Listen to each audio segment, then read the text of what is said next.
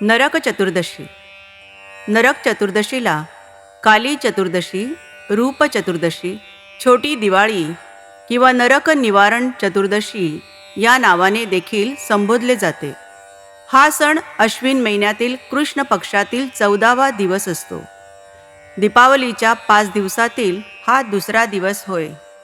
प्राचीन हिंदू साहित्यानुसार नरकासुराचा वध श्रीकृष्ण, सत्यभामा आणि काली या तिघांनी आजच्या दिवशी केला होता. म्हणून या दिवसाची पहाट धार्मिक अनुष्ठान, उत्सव आणि आनंदाने साजरी करतात. पुराणानुसार नरकासूर हा एक प्रसिद्ध असुर होता, ज्याला पृथ्वीच्या गर्भातून उत्पन्न झालेला विष्णुपुत्र म्हणून ओळखले जायचे. हा वराह अवतारवेळी जन्माला आला होता. तेव्हा विष्णूने पृथ्वीचा उद्धार केला होता.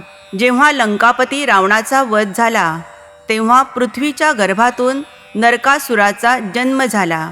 नरकासुराचा जन्म त्याच स्थानी झाला होता जिथे जानकी म्हणजे सीतेचा जन्म झाला.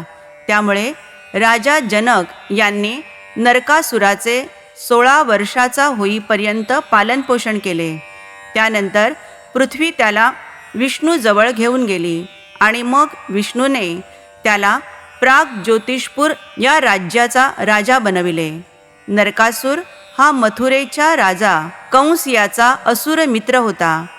विदर्भाची राजकुमारी माया हिच्याशी त्याचा विवाह झाला.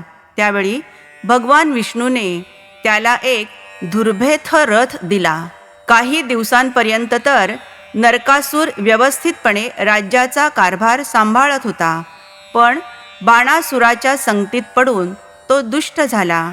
त्यामुळे वसिष्ठ यांनी नरकासुराला विष्णूच्या हाती मारले जाण्याचा शाप दिला. या शापापासून वाचण्याकरिता नरकासुराने कठोर तप करून ब्रह्मदेवाला प्रसन्न करून घेतले व कुणाकडूनही त्याचा वध होणार नाही असा वर मागून घेतला. त्या वराच्या योगाने त्याने अनेक राजांना हरवून त्यांच्या कन्या व त्या राज्यांतील स्त्रियांचे अपहरण केले. नरकासुराने अशा एकूण 16 सहस्त्र स्त्रियांना पळवून नेले व मणिपर्वतावर एक नगर वसवून त्यात त्यांना बंदी बनवून ठेवले. त्याने अगणित संपत्ती लुटली व अशाच हावेपोटी त्याने देव माता अदितीची कुंडले व वरुणाचे विशाल छत्रही बळकावले. त्याला मिळालेल्या वरामुळे तो देव, गंधर्व व मानवांना तापदायक झाला होता. अनेक गिरिदुर्गांनी वेढलेले प्राग ज्योतिषपूर हे नगर त्याची राजधानी होती. ही राजधानी अनेक वेगवेगळ्या प्रकारच्या खंदकांनी, अग्नी, पाणी इत्यादींनी वेढलेली होती. नरकासुराने कारागृहात कोंडून ठेवलेल्या 16 सहस्र उपवर राजकन्यांशी विवाह करण्याचा बेत केला. त्यामुळे जिकडे तिकडे हाहाकार उडाला. श्रीकृष्णाला हे वृत्त समजतात सत्यभामेसह त्याने नरकासुरावर आक्रमण केले आणि त्याला ठार करून सर्व राजकन्यांना मुक्त केले. 16 सहस्त्र स्त्रियांनी सांगितले की त्या आता आत्महत्या करतील. त्या सर्वजणी सामुदायिक आत्महत्या करणार होत्या, कारण त्या स्त्रियांनी पतीशिवाय जगणे वर्जित होते. त्यांना समाजात सन्मान मिळणार नव्हता, खास करून असुराने पळवून नेलेल्या. म्हणून त्या सर्व जणींनी श्रीकृष्णाला सांगितले की असुराबरोबर राहिल्यामुळे त्यांचे कुटुंबीय देखील त्यांना स्वीकारणार नाहीत आणि समाज देखील स्वीकारणार नाही. म्हणून आत्महत्या करणेच ठीक होईल. यावर श्रीकृष्ण म्हणाले की नाही, मी तुम्हा सर्वांना माझे उपनाम देईन. तुम्हाला स्वतःला नरकासुराची पत्नी म्हणवून घेण्याची गरज नाही.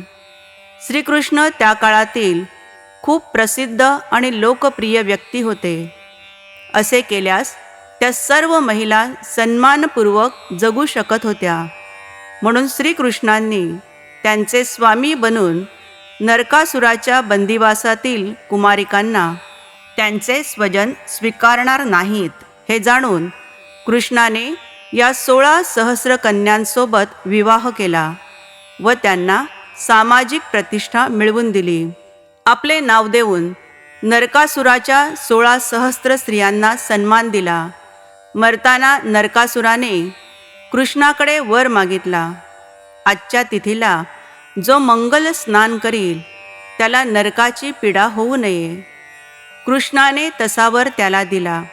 त्यामुळे अश्विन वद्य चतुर्दशी ही नरक चतुर्दशी मानली जाऊ लागली आणि लोक त्या दिवशी सूर्योदयापूर्वी अभ्यंग स्नान करू लागले. पायाखाली कारेटे चिरडून त्याचा टिळा लावू लागले. चतुर्दशीच्या पहाटे नरकासुरास ठार करून त्याच्या रक्ताचा टिळा कपाळास लावून श्रीकृष्ण घरी येताच मातांनी त्याला आलिंगन दिले. स्त्रियांनी दिवे ओवाळून आनंद व्यक्त केला. कृष्णाच्या पराक्रमाचे स्मरण म्हणून नरक चतुर्दशी साजरी करतात. भगवान श्रीकृष्णांनी एक देश जो सध्याचा इराक आहे तो मुक्त केला होता. त्या काळी इराकवर नरकासूर नामक राक्षस राज्य करत होता. त्याच्या 16 सहस्र उपपत्न्या होत्या आणि तो त्या सर्वांना त्रास द्यायचा. त्या देशाची सर्व जनता त्रस्त झाली होती. त्याच्या मुलाचे नाव भागदत्त होते. त्याच्या नावावरून सध्या त्या शहराला बगदाद हे नाव पडले आहे. म्हणजे लक्षात येईल की इराक आज जे सहन करतोय तेच 5000 वर्षापूर्वी देखील तेथे घडत होते. या दिवशी गव्हाच्या पिठाचा एक दिवा तयार करून त्यात तिळाचे तेल टाकून दिव्याच्या 4ही बाजूला कापसाची वात लावून दिवा प्रज्वलित करावा. त्यानंतर पूर्वेला तोंड करून अक्षता आणि फुलांनी पूजा करावी. संध्याकाळी घर, दुकान, कार्यालय आदी प्रज्वलित दिव्यांनी अलंकृत करावी. हे व्रत केल्यास नरकापासून मुक्ती मिळते. रामभक्त हनुमानाचा जन्म याच दिवशी झाला होता. आदल्या रात्री 12 वाजल्यापासूनच वातावरण दूषित लहरींनी युक्त असे बनू लागते. कारण या तिथीला ब्रह्मांडातील चंद्रनाडीचे सूर्यनाडीमध्ये स्थित्यंतर घडून येते. या स्थित्यंतराचा अपेक्षित असा लाभ पाताळातील वाईट शक्तींकडून उठवला जातो. पाताळातून प्रक्षेपित होणाऱ्या नादयुक्त कंपनलहरी वातावरणात त्रासदायक अशा ध्वनीची निर्मिती करतात. या ध्वनीची निर्मिती लहरींतील रज तमात्मक कणांच्या हालचालींतून उत्पन्न झालेल्या ऊर्जेतून केली जाते. या लहरी विस्फुटित लहरींशी संबंधित असतात. या लहरींतील ध्वनिकंपनांना आवर घालण्यासाठी पहाटेच्या वेळी अभ्यंग स्नान करून तुपाचे दिवे लावून दीपाची मनोभावे पूजा करतात. त्यामुळे दीपातून प्रक्षेपित होणाऱ्या तेजतत्वात्मक लहरींच्या माध्यमातून वातावरणातील त्रासदायक लहरींतील रजतमकणांचे विघटन केले जाते. या विघटनात्मक प्रक्रियेमुळे अनेक सूक्ष्म शक्तींच्या कोशांतील रजतम कणही विरघळले जातात आणि वाईट शक्तींच्या भोवती असलेले संरक्षक कवच नष्ट होण्यास सहाय्य होते. यालाच आसुरी शक्तींचा वातावरणात दीपाच्या साह्याने झालेला संहार असे म्हणतात. म्हणून या दिवशी वाईट शक्तींचे निर्दालन करून पुढच्या शुभ कार्याला दीपावलीच्या इतर दिवसांच्या माध्यमातून जीवाने आरंभ करावयाचा असतो. असुरांच्या संहाराचा दिवस म्हणजेच एक प्रकारे नरकातील पृथ्वीवर अवतीर्ण झालेल्या वाईट लहरींच्या विघटनाचा दिवस म्हणून नरक चतुर्दशीला विशेष महत्त्व आहे. नरक चतुर्दशीच्या दिवशी अलक्ष्मीचे पहाटे मर्दन करून आपल्यातील नरकरूपी पापवासनांचा नायनाट व अहंकाराचे उच्चाटन करायचे आहे. तेव्हाच आत्म्यातील अहमचा पडदा दूर होऊन आत्मज्योत प्रकाशित होईल.